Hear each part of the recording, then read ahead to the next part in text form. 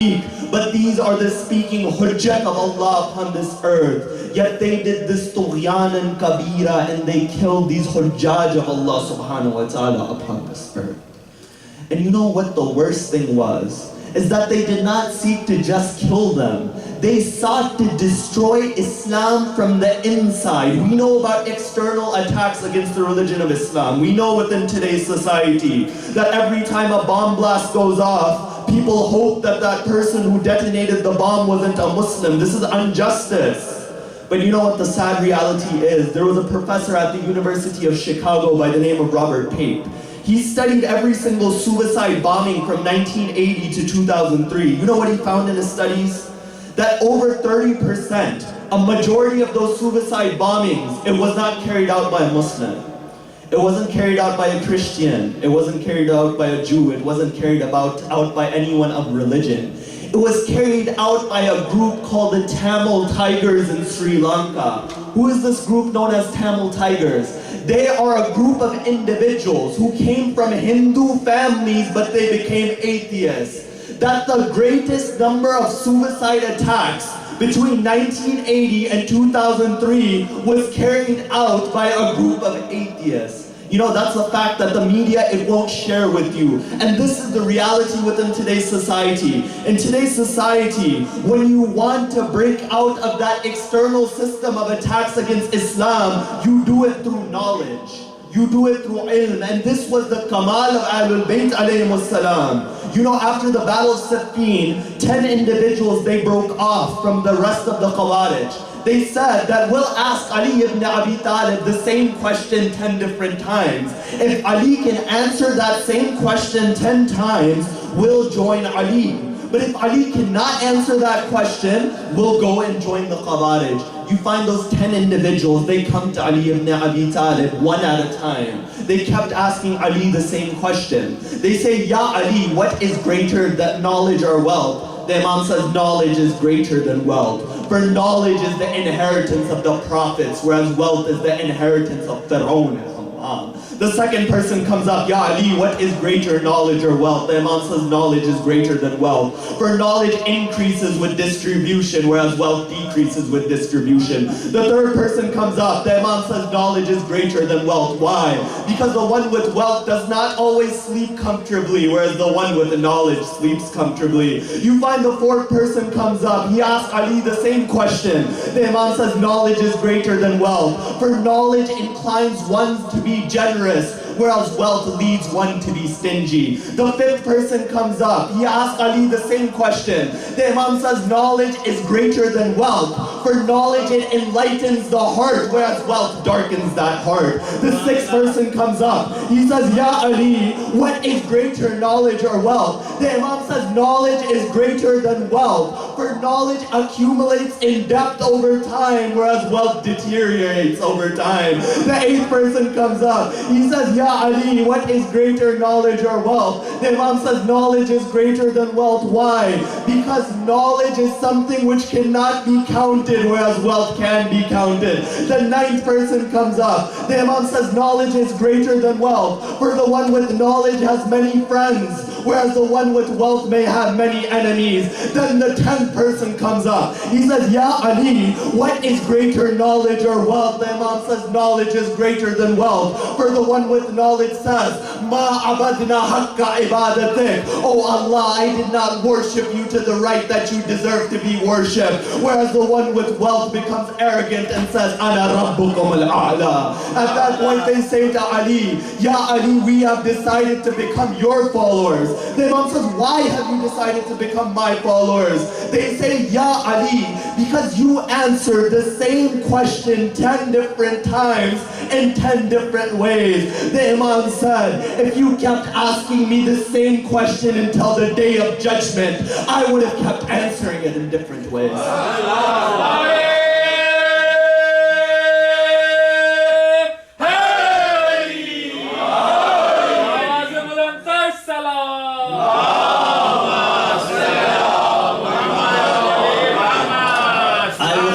Answering that same question until the day of judgment in different ways. This is the theory of knowledge within the school of Ahlul Bayt. And when you analyze the enemies of Ahlul Bayt, you find that one of their attacks was to subjugate the minds of their followers. That when you look within the time period of Abu Sufyan, what was the methodology of Abu Sufyan against Rasulullah? And you find this methodology had continued. Why? But there was one difference between Abu Sufyan and the rest of the Umayyads. And Ammar bin Yasir, he described that at the Battle of Siffin. I may have mentioned this, I may not have mentioned this. That Ammar, when he looks on the Battle of Siffin, on the day of Siffin, he looks towards the alam on the side of Ali. Then he looks towards the alam on the side of Muawiyah. You know what he says to the opposing side? He says, you see that alam on the side of Ali? That alam on the side of Ali was with Rasulullah when Rasulullah was alive. Then he looks towards that alam on the side of Muawiyah. He says, you know that flag on the side of Muawiyah? That flag was with Abu Sufyan when Abu Sufyan was alive. But the only difference then and now is what? Is that in that time period, the battle was over the revelation of the Quran. Right now, the battle is over the interpretation of the Quran. And right now, the battle is over the interpretation of the Quran, and this is a fundamental difference between Abu Sufyan and Muawiyah. Well, what methods did Abu Sufyan use, and how do we see that within today's society? Number one, you find that Abu Sufyan, he would subjugate the masses economically. How? You find that Abu Sufyan, he was a loan shark. That he would charge interest upon interest, 1,000% interest, 2,000% interest. They would give Abu Sufyan, he would loan out money, but then he would charge interest upon this. And you know what this would do? This would kill the middle class within that time period. It was either you were the Quraysh or you were nothing, you were outside of Quraysh. Don't we see a system within the world today where the 1% keeps getting richer, where the poor keep getting poorer, where a middle class is starting to disappear throughout the world? You know, when you begin to discuss the signs of the ends of times, we always discuss Dajjal Sufyani, Dajjal Sufyani, Dajjal Sufyani. When you discuss the end of times, that you discuss the economics near the end of times also. Because the narrations mention that near the end of times, the middle class will disappear. Inflation will be on a rise at a level which no one has seen. What are we seeing within today? That how many bank crises have we seen within the past 15 years that could have possibly ruined the economic system of the earth? And this is what was done in that time period as well. But what was another method which Abu Sufyan used? You find Abu Sufyan, he would politically subjugate the masses. How? He would say, we are the Quraysh. We are the protectors of the Kaaba. Allah has favored us, whereas you are nothing. That if you look at the words which they would use, the Iranians, what they were called Ajamis. What does Ajami mean? It means animals. That they would describe a group of people as animals just because they were different than them. What's another way which Abu Sufyan used?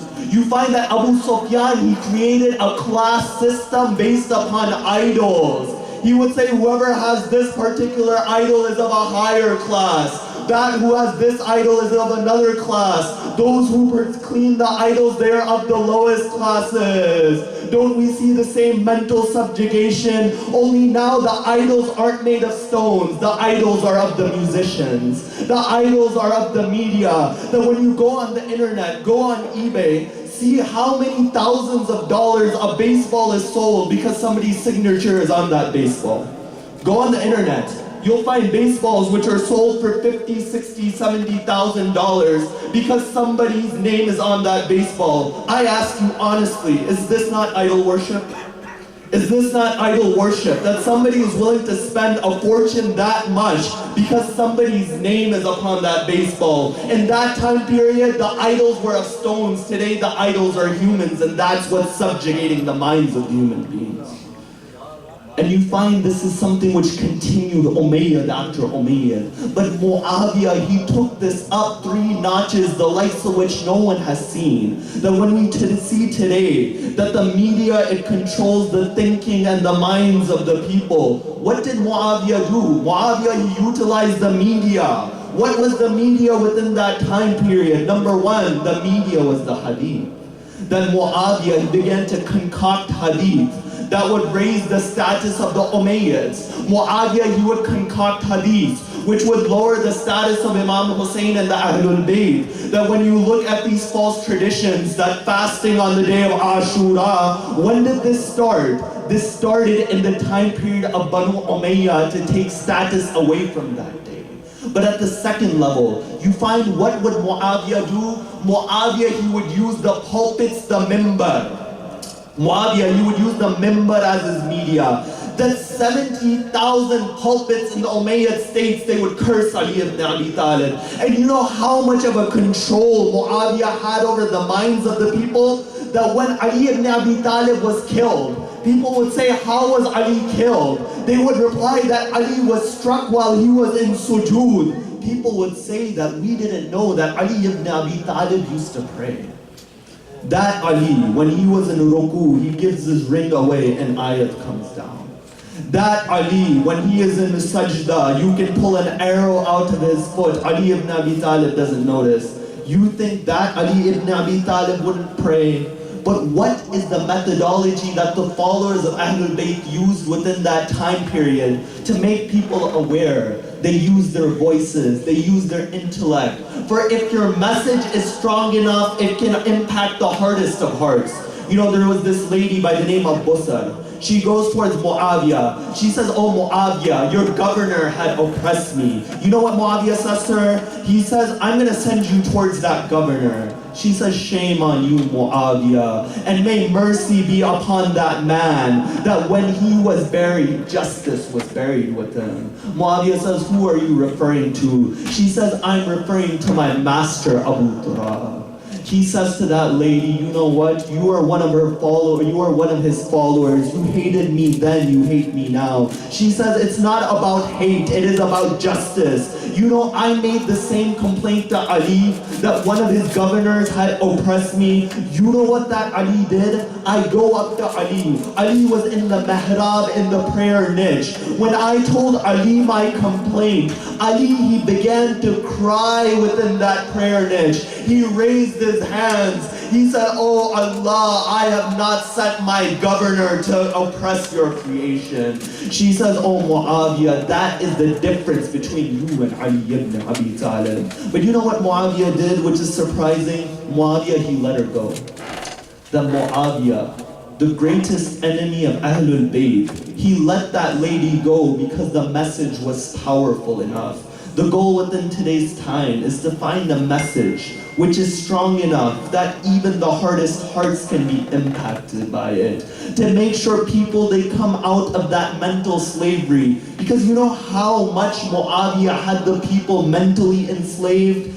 Amir al-Mu'mineen would say that give me 10 of mine, take 10 of mine, I'll take 1 of Muawiyah's. Why?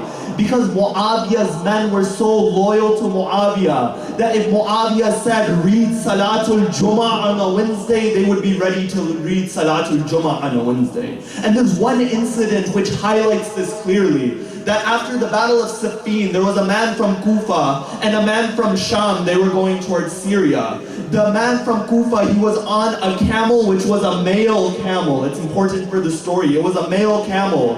Then the man from Syria said that this is my camel.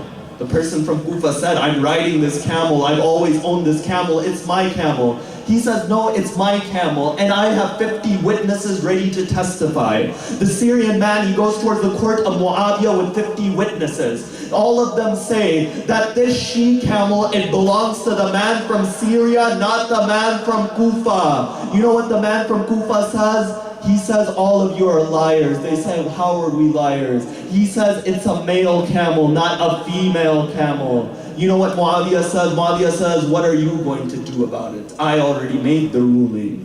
And then afterwards, as they're going away, Muawiyah calls that man from Kufa. He says, you know what? I know what I did was wrong, but I'll give you the money for the camel. But do me one favor. When you go towards Kufa, tell Ali ibn Abi Talib that I have 100,000 people who are ready to follow me so blindly that they will not differentiate between a male and a female camel, even though it's obvious.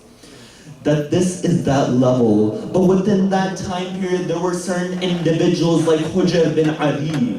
They used their voices to emphasize the love of Ahlul Bayt. Then you know what Hujr bin Adi did? Muawiyah is about to kill Hujr bin Adi. They say towards Hujr bin Adi that, do you have any final requests? He says, I have one request. You kill my son before you kill me. They said, what are you talking about? You want to see your son die? That how painful is it for a father to see their son die? Hujr bin Adi says, I would rather see my son dead with the love of Ali than to live and potentially come to the side of Muawiyah. These are those voices of a haqq. And you find that Umayyad after Umayyad, they all use this system. That after Muawiyah was Yazid, after Yazid was Muawiyah bin Yazid, then comes Marwan, then comes Abdul Malik ibn Marwan. But you find that all of them were lowered at the feet of Ahlul Bayt alayhimus salam. How?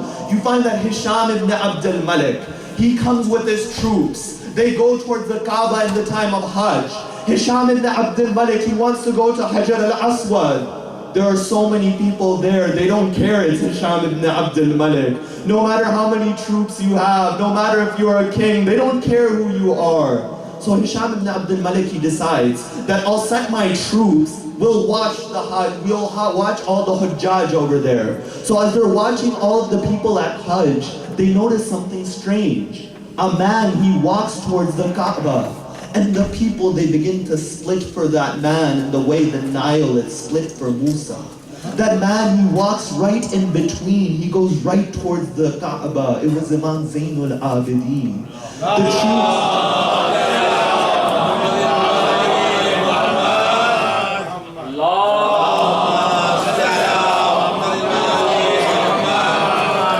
The troops of Hisham, they ask Hisham, that who is that man that everybody, they split for that man, they wouldn't even do it for you. Hisham says, I don't know who that man is, but we thank Allah that Farazdak was standing over there. Farazdak, he says to Hisham, oh Hisham, are you really going to say that you don't